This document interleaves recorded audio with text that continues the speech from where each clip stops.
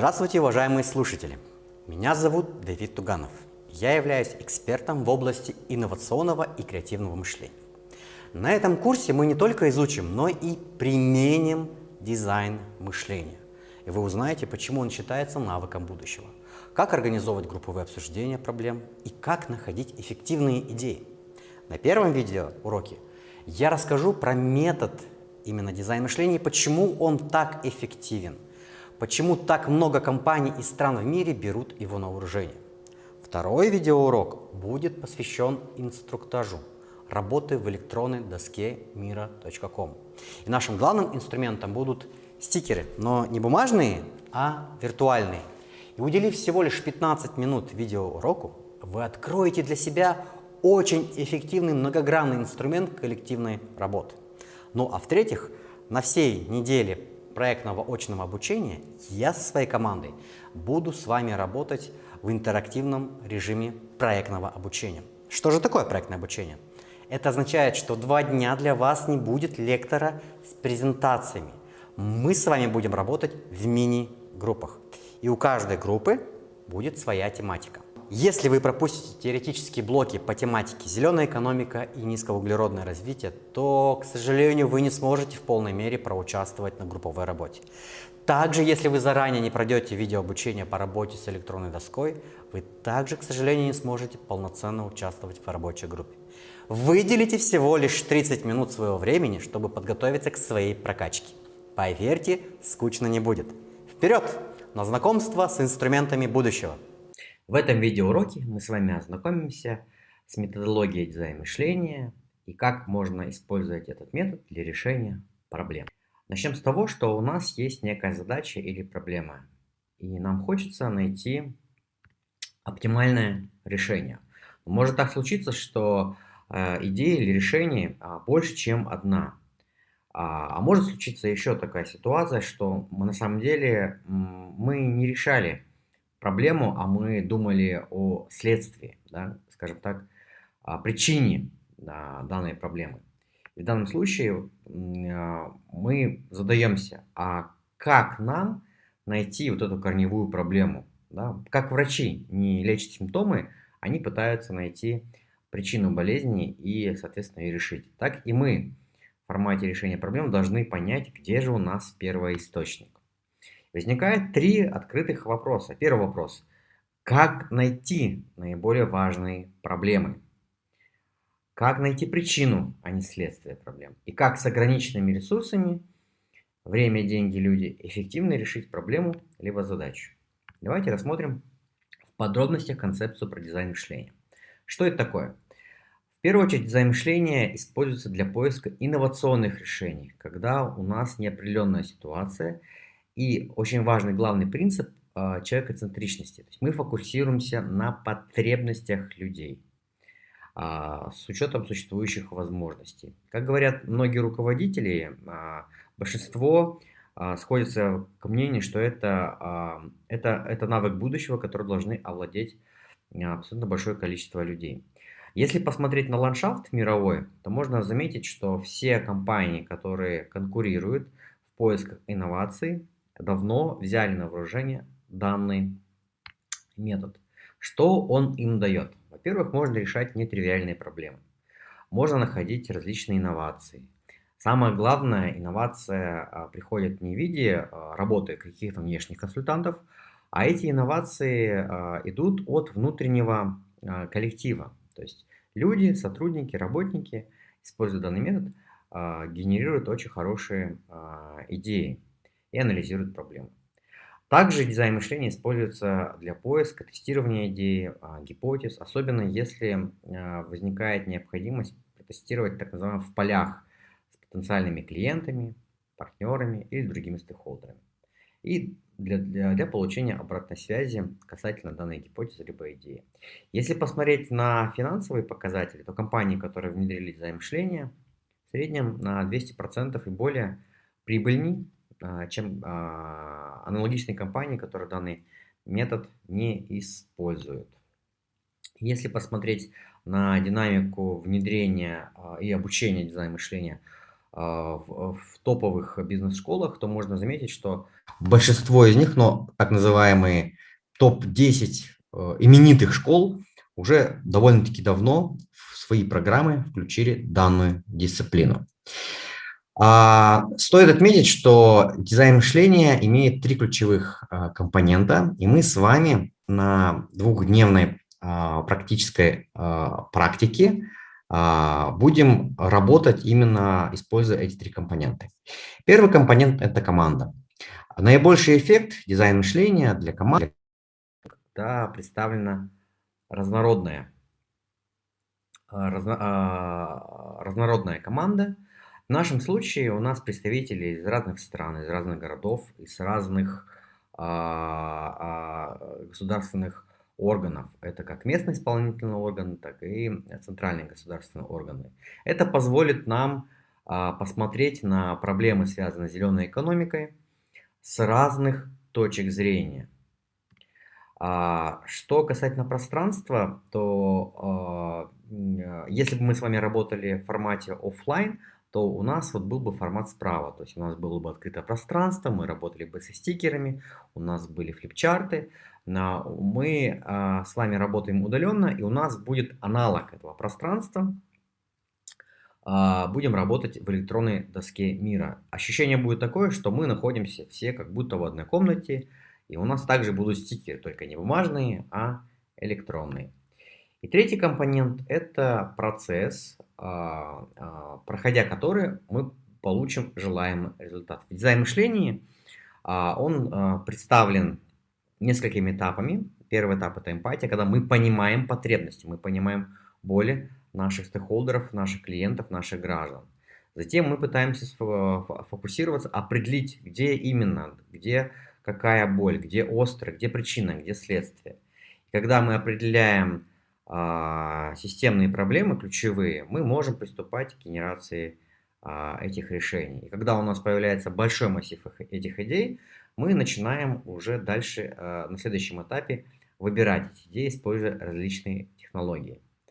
И дальше, когда у нас уже выбрано несколько классных, хороших, проработанных идей, мы можем их сделать некий прототип в формате блок-схемы, истории, концепта некого, либо с дорожной карты, и показать экспертам, показать, соответственно, непосредственным клиентам, либо стейкхолдерам, либо гражданам для получения обратной связи. И вот таким вот образом, проходя каждый этап, за очень короткое время мы можем получить хороший результат в виде верификации гипотезы, либо решения точной проблемы, в ходе которой у нас не было даже понимания, как ее решить.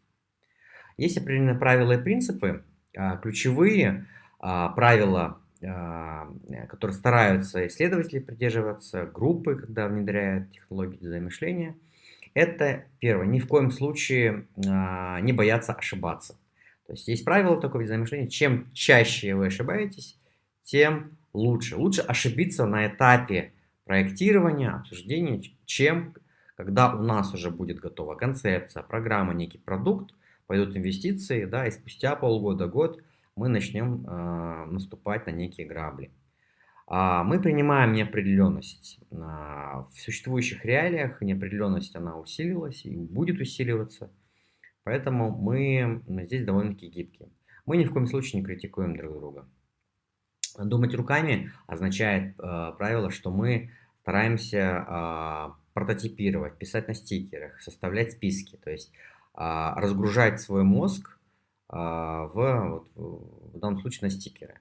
И у нас обращаться в МТ означает, что у нас нету чинов, иерархий. В командах работают у нас как и министры, и уровень экспертов, для того, чтобы у нас, получается, все смогли озвучить свои идеи. И самое главное, не стесняться креативить и быть любопытным. С точки зрения принципов, первый принцип, самый важный, самое главное, мы не забываем, кто наш конечный бенефициар. То есть, если в данном случае мы работаем с гражданами, то какая категория граждан заинтересована напрямую, косвенно, да, в получении результатов концепта, закона, нормативно-правового акта. Если мы говорим про концепции зеленой экономики, инклюзивной экономики, устойчивой экономики, то это довольно-таки сложные системные вещи, затрагивающие большое количество стейкхолдеров. Поэтому здесь очень важно понять, кого затронет тот или иное направление.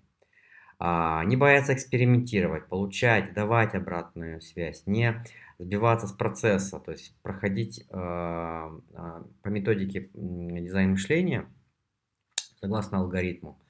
Это итерационный процесс, это не разовый, то есть его можно повторять столько, сколько нужно, и с каждым разом, соответственно, у нас будет повышаться эффективность, точность и результативность. Меньше слов, больше дела означает, что лучше сделать 10 прототипов или один прототип, чем голословно пытаться объяснить, о чем речь.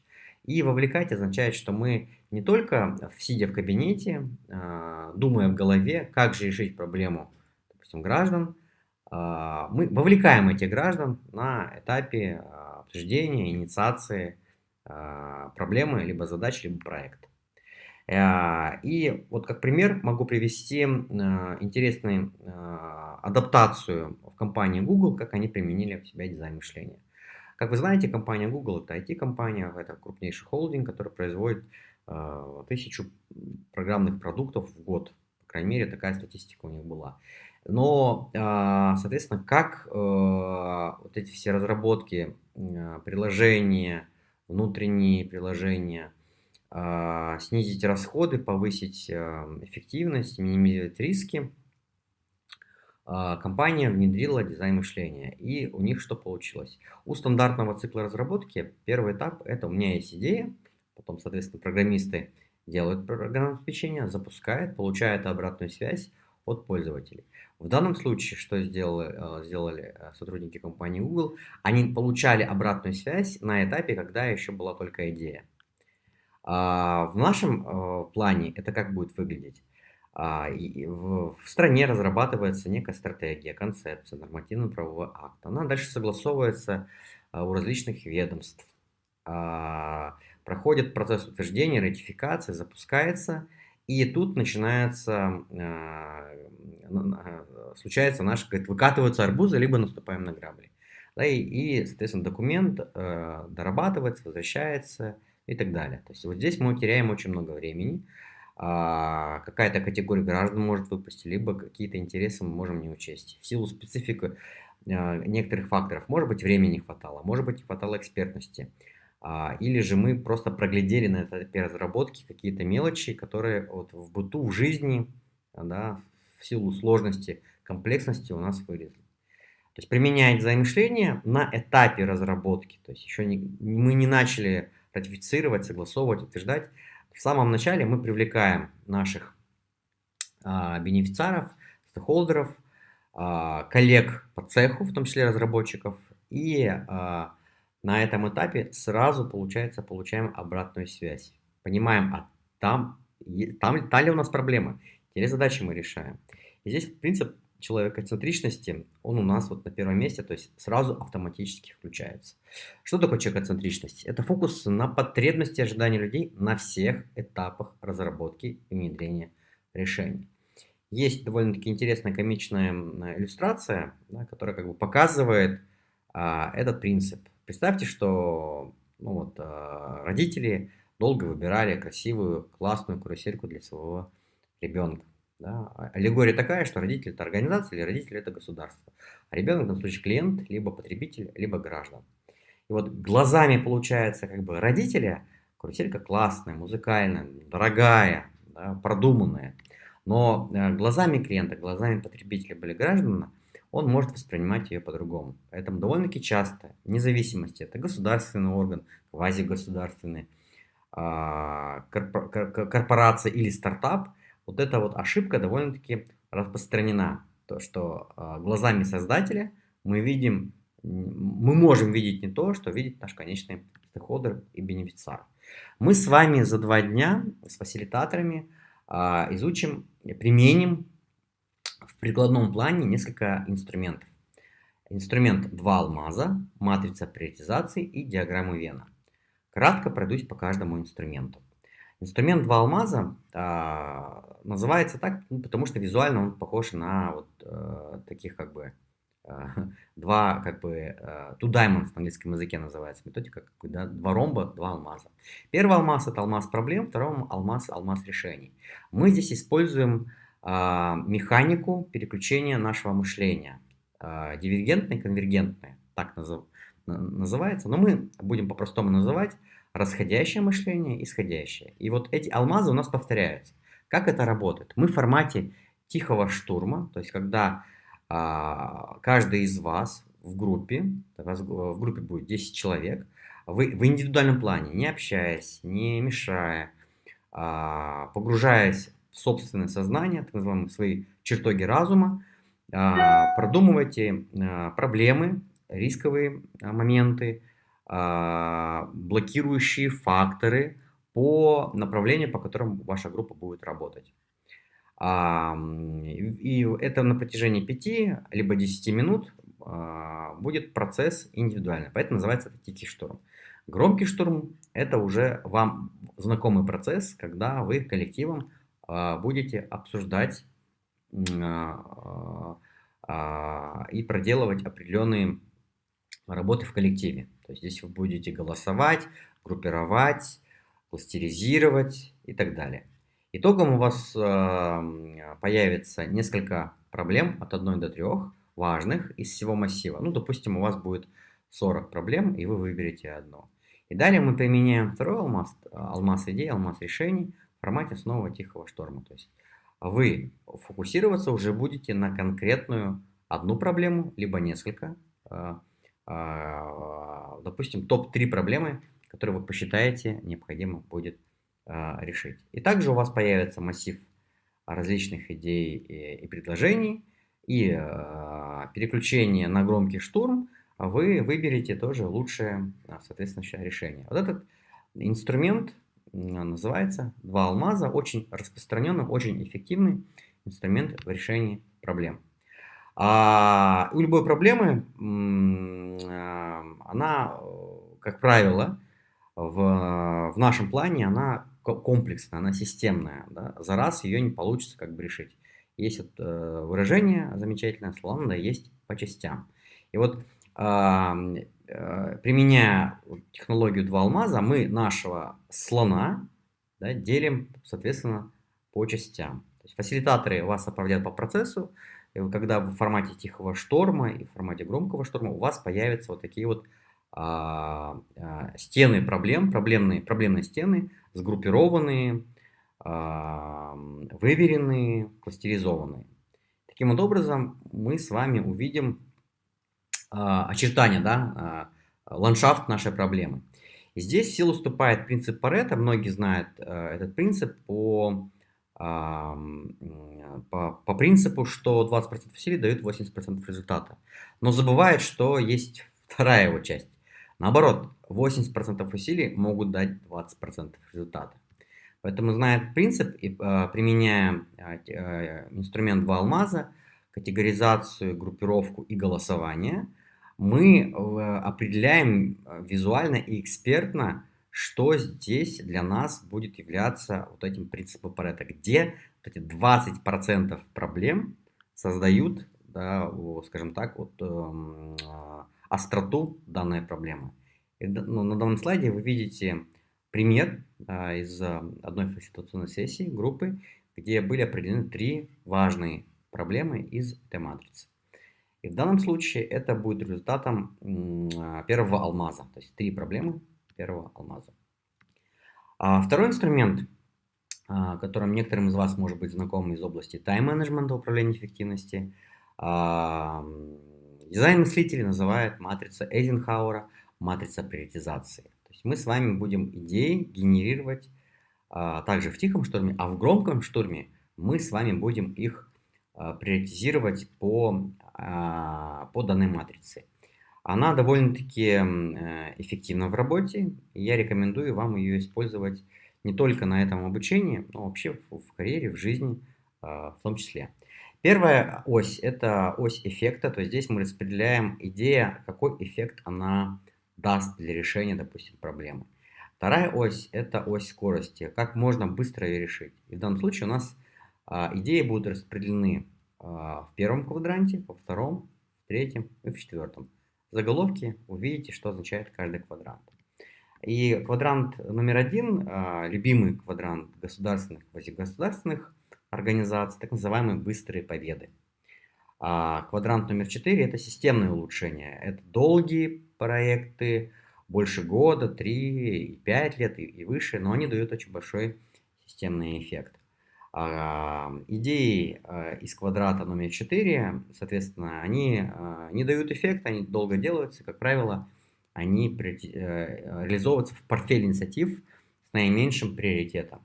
И идеи решения инициативы из квадранта номер 2, которые быстро реализуются, но эффект небольшой, они включаются в портфель с точки зрения, чтобы конечные стейкхолдеры видели оперативные изменения, да, улучшения. Их тоже очень важно, про них не забыть. И таким образом в каждой группе будет сформирована матрица идей для последующего анализа. И здесь, конечно же, фокус нужно обращать на квадрант номер 4, идеи в матрице, которые дадут инфраструктурные системные улучшения. Когда мы говорим про концепцию зеленая экономика, инклюзивная экономика, устойчивое развитие, быстрыми победами эти сложные вещи, комплексные, системные, не получится не решить проблемы, не в целом стратегически подойти к этим сложным концепциям. И третий инструмент, который мы будем использовать, нашу матрицу мы выберем с вами порядка от 5 до 10 идей и сделаем критериальные оценки. То есть метод называется диаграмма Венна. То есть наши идеи мы будем смотреть через призму трех измерений. Насколько ценно будет в данном случае для государства, можно ли это реализовать с точки зрения технологий, и насколько это полезно для конечного нашего бенефициара. Фасилитатор вам покажет шаблон, как это будет заполняться, проблем у вас не возникнет. И таким вот образом у нас не случится такой истории, когда 10 человек в группе, да, могут спорить, у нас уйдет много времени, кто-то по должности, допустим, да, может давлеть, да, авторитетом своим. Мы минимизируем риски, которые присущи классическим совещаниям, и у нас получится с вами очень эффективная фасилитируемая сессия, которую вы можете воссоздать после обучения, проводить стратегические сессии, проблемные сессии, инновационные сессии, сессии сотворчества у себя непосредственно уже в организации. Я рекомендую вам после данного модуля потратить 8 минут, изучить уже прикладную инструкцию, как непосредственно вы будете работать. А работать мы будем в онлайн-инструменте mira.com. Это электронная доска. Приглашаю всех перейти по ссылке и ознакомиться с инструментом.